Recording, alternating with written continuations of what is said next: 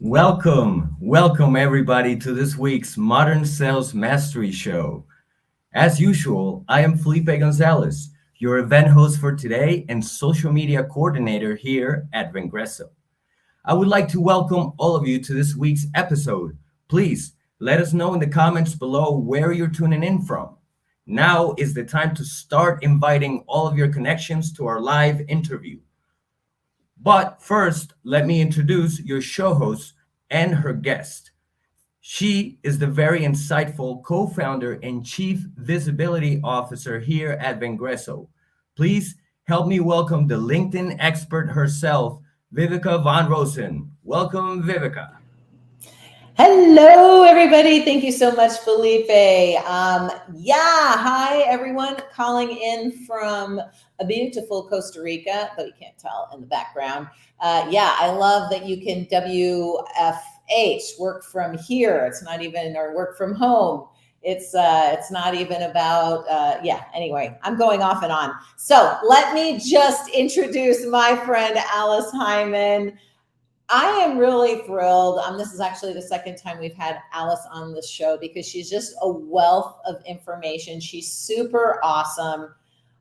I kind of feel bad because she's sick today and we guilted her into coming on anyway, but she doesn't look it, she doesn't sound it, and you are going to absolutely love her. Alice has her own business. She has been, I'm not going to say how long, Alice, because I don't want people to do the math, but she has been helping B2B companies for a long time, really to grow and elevate their sales, to grow their valuation. She works with leadership, CEOs, to really help them take their businesses to the next level. But there's so much more about Alice that you're going to find out and you're going to love. So Felipe, let's go ahead and bring Alice onto the show just as you were swallowing some water. Hey, great to be here. Yes, it's true. I do have a little bit of a cold.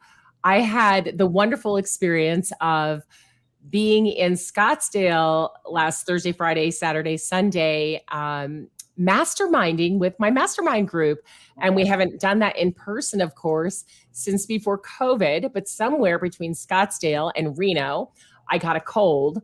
No, I don't have COVID, but exactly. I've got a cold, not COVID. And, these things happen. So if I sound a little congested, that's why, but I'm super glad to be here. And because it's live, I don't want to leave Viveka just like hanging out there to talk to herself, La, la, la. Well, we sometimes, because this has happened before. So I usually do LinkedIn by the numbers, and then I pull my book out, and then we just like go, what's your favorite number? And then we read the tip, and I show people what or how to use LinkedIn according to that tip. Except I forgot to bring my book with me to our house in Costa Rica.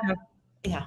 So there you go. Yeah, I mean, it's good that you on the fly can just do something because I can't. That's why I don't go live on my podcast, Sales Talk for CEOs, because I can't get people to come on the same exact time. And I'm like, it's so nerve wracking. So I'm really proud of you for doing it. Well, I'm glad that I could be here with you today. But speaking of Costa Rica, back to that. Yes. So I promised everyone on LinkedIn on my post that we would share some of the things that we have in common.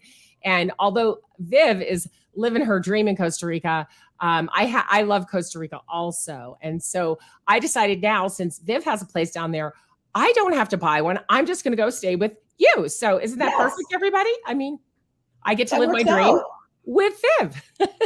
Exactly. I open invitation, and what's really funny is when you have an open invitation to your house in Costa Rica, people actually show up. It's awesome, right? I mean, gosh, and it's just such a beautiful, amazing place. You know, what I learned when the last trip that I was down there is that they grow most of the flowers, the fresh flowers, that if you go into a grocery store in the winter, especially here in the United States, I mean, we grow a lot of flowers too, but Costa Rica grows so many flowers. And if you drive around, these flower farms go on for miles and miles and miles. Absolutely spectacular. I just love that. I know. I love that. Okay. So one more personal story. Then I promise everyone we will get into the meat of the matter. But when we first, so we've got a house manager who takes care of things when we have, we Airbnb the place. So we come in and she would have this beautiful arrangement. And of course, I'm thinking, right, like any average American would think, oh, she must have gone to the store and picked this beautiful Right. bouquet. And how much is this costing me? Right. And then one time she was getting things ready and she's like, oh, do you want me to make you a bouquet? And I'm like, okay. And she Yeah. pulls together this, like, just goes out in the yard, clip, clip, clip, clip. And I'm like, oh my gosh. So yeah, it's crazy. Everything is alive and blooming. Okay, but two things you mentioned. Yes. CEO podcast and also masterminding. So if we have time, I'd love to talk a little bit about the masterminding piece at the end of the show. Yeah. But let's talk about your podcast and kind of talk a little bit about your podcast, what it is, and then talk a little bit around the strategy behind your podcast. Yeah. So, it's interesting because there's a lot of sales experts out there, and you and I know most of them, and they're wonderful friends of ours.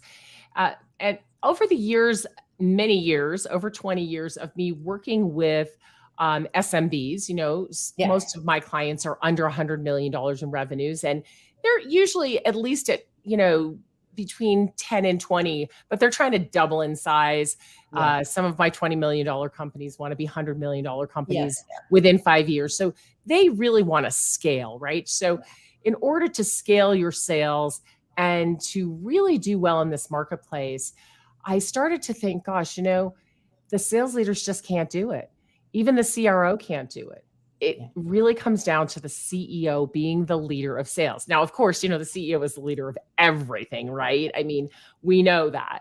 And the CEO has to wear many hats. But because of the way the buyer has changed what they're doing, and, our buyer journey has changed, the only person at a company that can orchestrate all of the different departments together to meet that buyer exactly where they are at any moment in time when they're looking for us is the CEO. And so I really, a couple of years ago, I really got a hold of that thought. And then about 2 years ago, I really changed my branding around it and decided to do this podcast and talk directly to CEOs about sales. So most of my friends, our friends who, podcast about sales, are talking to sales leaders, sales enablement people, marketing people, all good. But I have had some amazing CEOs on my podcast, and talking to them, most of them are founders or have been with their company a long time, about how they built sales over time up to what it is now today, and then what their future looks like. And what's great when you're talking to these CEOs about sales, some of them have a sales background and some of them don't. So the stories are sometimes very funny, in that way, learning about how they figured out what to do. But all of them, are interested in sharing what worked, but also what didn't work, because they want to share with other CEOs, hey, you're not alone in this. And we all make these mistakes on our journey to building a great sales organization. Exactly. Yeah, exactly. I love that because, to your point, sales leaders know about sales and they know how to direct their salespeople, but they don't always have the 30,000 foot view. Right. They don't always understand the relationships. I think you're going to share a little bit more about the whole marketing sales thing. But they don't understand necessarily the relationship between marketing and sales and customer service and HR and all of the other, all of the other everything.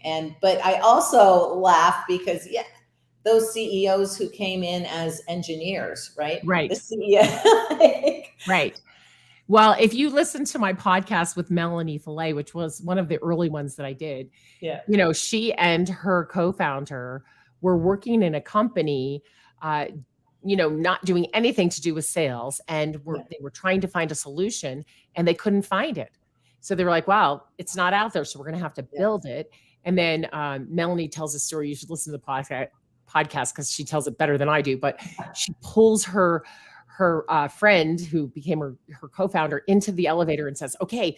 And she explains the whole thing, how it's going to work. And her friend said, well, let's buy that. And she was like, no, we're going to make it.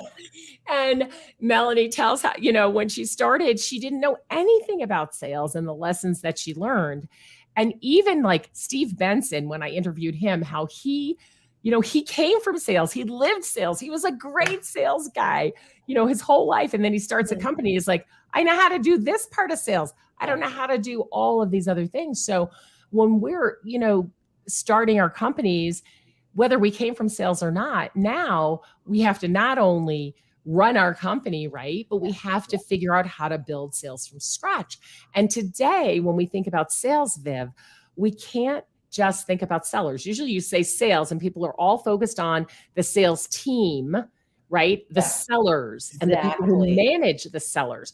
But a sales organization is not just made up of sellers. It's made up of everyone who touches the customers, because sales is about the way the customer wants to buy from you, not the way you want to sell to a customer or about the way salespeople sell to a customer. So we really have to change our mindset. And that's why I want to talk to CEOs, because even if the sales leaders agree with me, Viv, they can't make the whole company culture change to understand the customer journey better, to understand why customer experience is so important. Only the CEO can do that. Yeah. And what do you think? Obviously, the pandemic, virtual selling has really kind of forced the issue. What are you finding when you're interviewing these CEOs? What are you finding are some of the issues or some of the solutions or some of the challenges that they are coming up against with this new, this new little COVID thing that's basically changed the way we do business? Yeah, well, luckily we're getting beyond that and we're starting to have trade shows in person again. But the world changes very rapidly when something like a pandemic happens. And I think there's some good things, because it really did shine the light on some of the things we were doing in sales that were not working. Things like, oh, we need to sell with empathy. I'm like, we didn't need to sell with empathy before, but now we do. Like, now we do. That's not a new thing. Like, I don't know what the heck, right? Oh, I had no empathy for you before, but now I have empathy for you, so you'll buy from me. I don't know. Anyway, but but it's true, right? We need to be humans selling to humans. And that is very different than a salesperson going in and just pitching what they have and doing all the talking and doing a demo and then, doing a transaction where we hope that the customer will buy. It's different in every organization. I, as you know, focus on companies who have a business to business complex sale. That means that my clients are smaller and they're selling to companies that are 10 to 100 times their size. I mean, they may be a $20 million company selling to a $5 billion company, right? So that makes it complex. There's 5, 8, 10, 12 people involved in making the decision on the buying side. Although I just recently read, have to find that article. I just recently read that the number of buyers is coming down, which is good news for all those salespeople out there. But we also have high dollar stakes, complexities in the technology and integrations, things like that. So it's complex on the seller side too, because they have multiple people that need to get involved. So I think with COVID, it just all came to light. Oh gosh, there's all this stuff that wasn't maybe working before, but because we could get in person, we could kind of work around it or make it work. But now we can't get in person. So now we got to really pay attention, right? So I think for the sales teams that really struggled, it's because they didn't have a leader who could see the future, right? They didn't have a CEO who was looking towards the future and understanding this is the way it used to be, this is the way it is now. But for the CEOs who saw, oh my gosh, okay, we need to make some changes, it started to move the right direction. I mean, virtual selling has always been a thing because the telephone is virtual. Okay.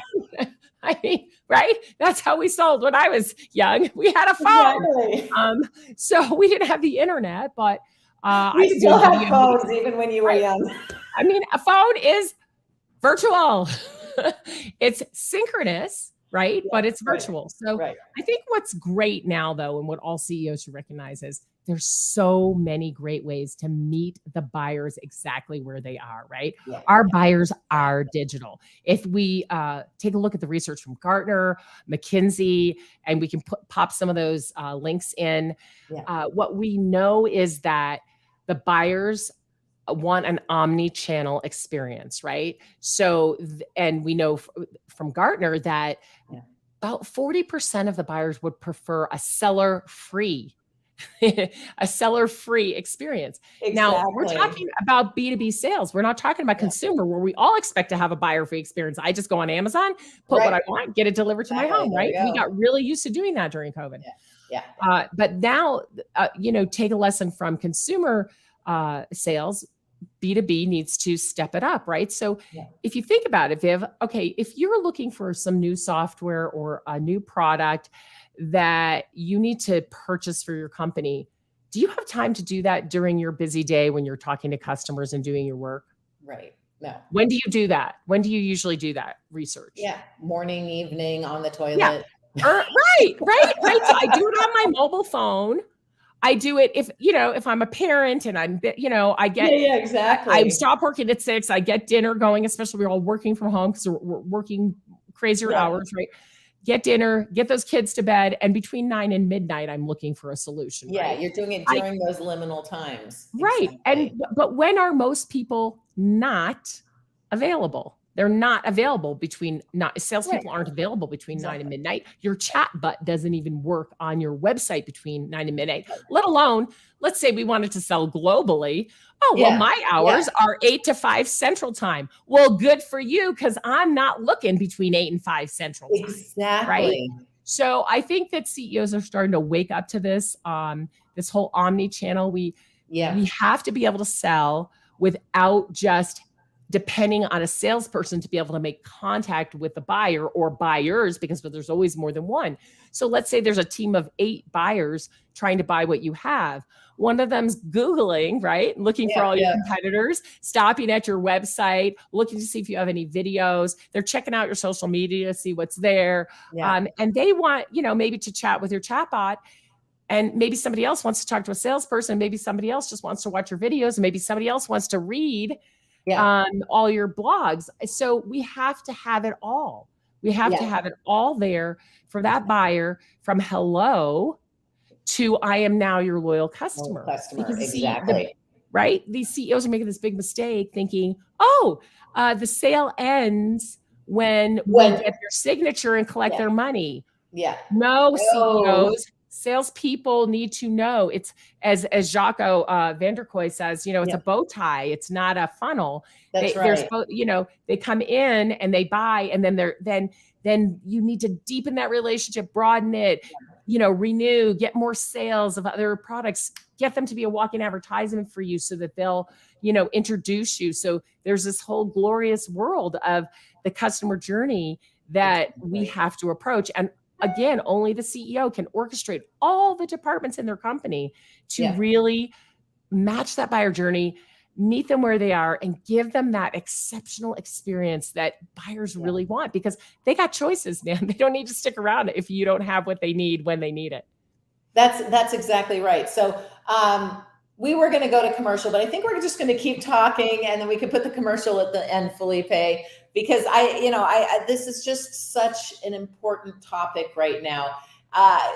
Earlier, it just seems so ironic to me. We realized we had to learn to be more human because the pandemic made us, and I'm totally paraphrasing, the pandemic, which made took us away from our relationship, our face-to-face relationships, made most of our relationships virtual, actually taught us the importance of human relationship.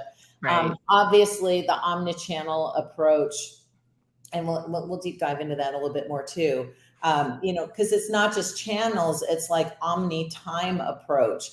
But so then that brings up the question: like, how does a company, especially an SMB or even an entrepreneur, solopreneur, smaller business, how do they be everywhere all the time? Because now they have to be on all the channels, and they have to be there when their buyers are curious, which means all the time.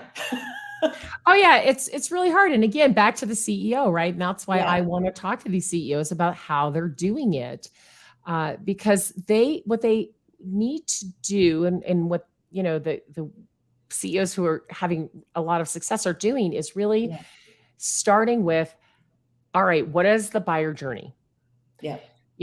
So they know who their target audience is, right? If they're Right. successful, they know exactly who their target audience is Yeah. in terms of the company's demographics and who's most likely to buy. And then they know the personas. They know who's looking, what the titles are of the people who are looking, right? Exactly. But what they don't spend enough time on necessarily is, what is a day in the life of these buyers like? Like I said, are they looking between 8 and 5 Central, or are they looking Exactly. between 9 and midnight Singapore time? Right. Exactly. So who are these people and what is their life like? And how are they most likely to go out and look for your product or service, right? Yeah. And so I am imploring CEOs to do some research, have their teams do some research. So have your sales and marketing and customer success work together to understand the buyer journey better, and where each team intersects with that buyer on their journey. And there's other people too, like your finance department, right, is intersecting with them. There's lots of different departments. Sometimes it's your sales engineers or pre-sales people. So you have lots of people intersecting. So what is that buyer journey? How do you intersect with it, right? Where are those points?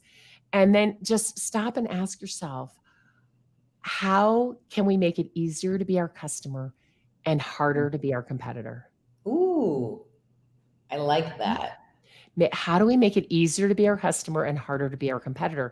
And what's amazing to me is when I work with CEOs on this, what we find is a lot of sales prevention departments. We find legal taking, weeks and tearing, contracts apart for just sometimes nonsensical things. Sometimes it's, super important, but sometimes, it's nonsensical, and their legal departments piled up with, contracts. And so salespeople are having to call their prospects and say, sorry, we still don't have the contract, so we have to think about that. How are we making it hard to buy? And then back to omni-channel, how are we making it hard because I showed up on your website when no one was there and I couldn't find what I wanted, so I disappeared? Or I looked up your lead person on LinkedIn and they didn't show up. There was no one there, and there was no activity. And I'm like, how can I find out anything about your company? Because maybe I want to buy from a company who, has certain traits. Maybe they believe what I believe. They believe in sustainability, or they believe, heavily in helping veterans, or whatever I'm looking for, right?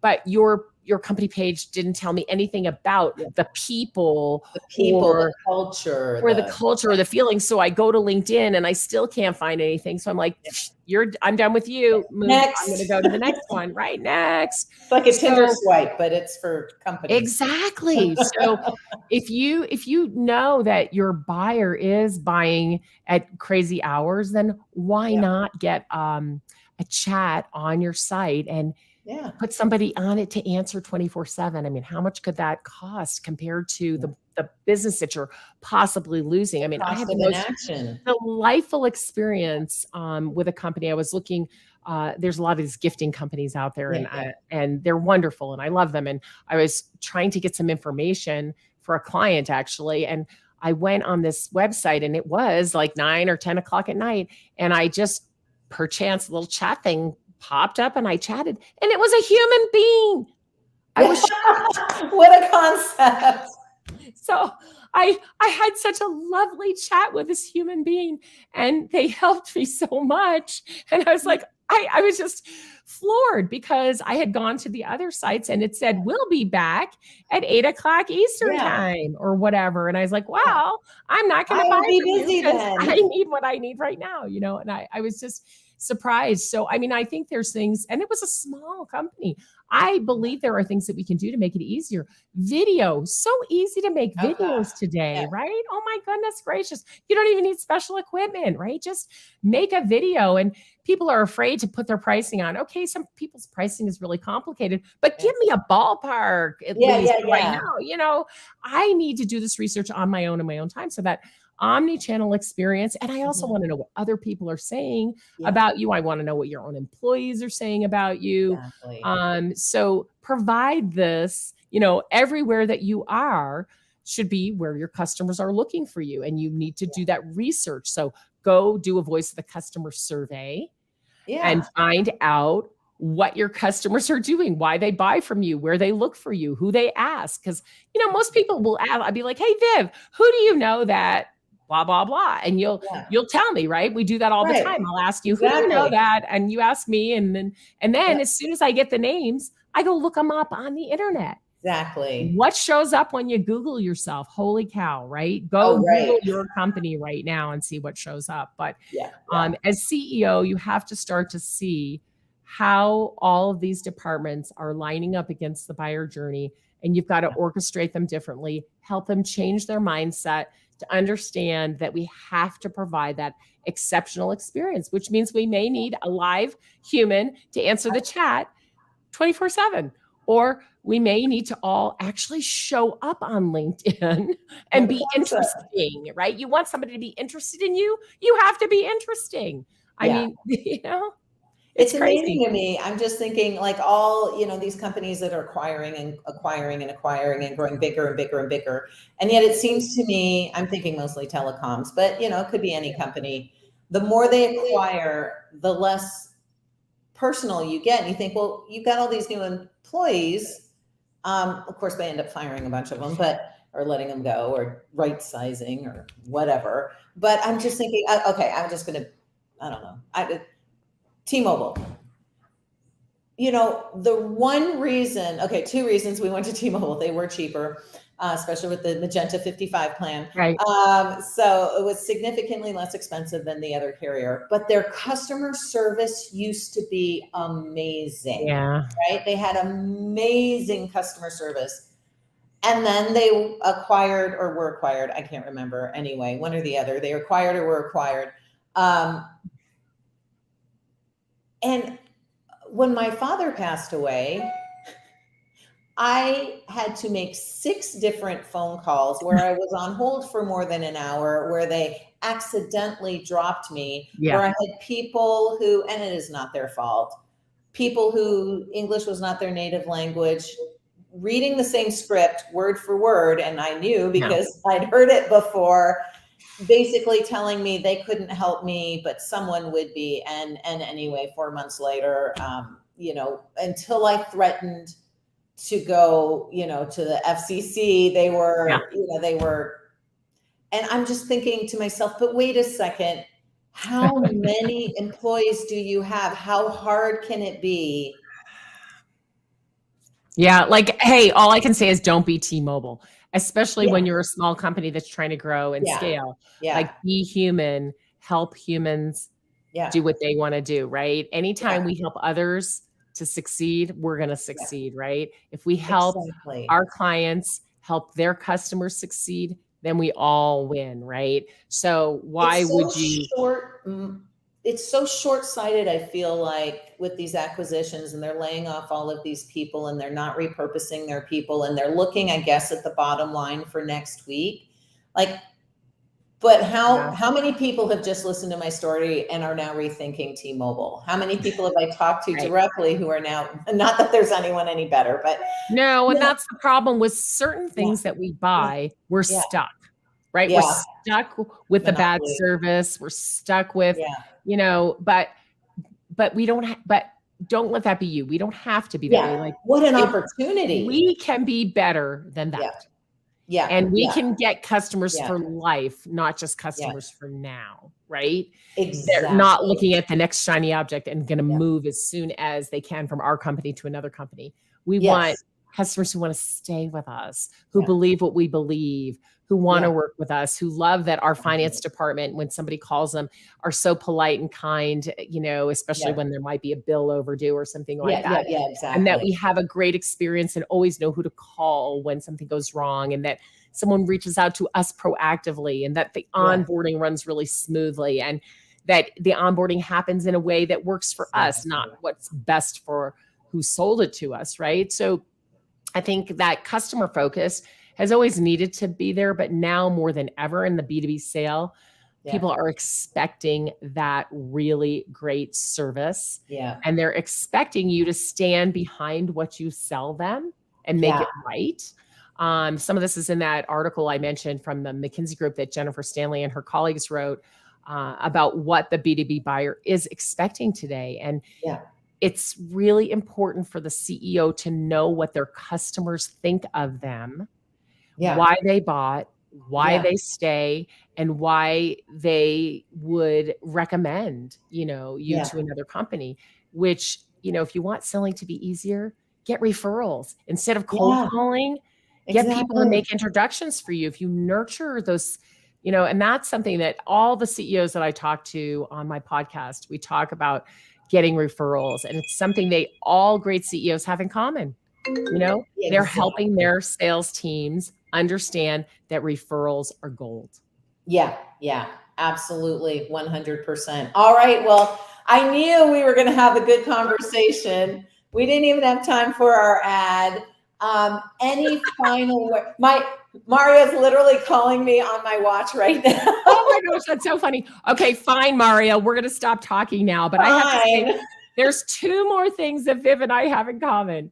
We both love to ski, and we are both members of the Women Sales Pros. And you can That's go to right. womensalespros.com.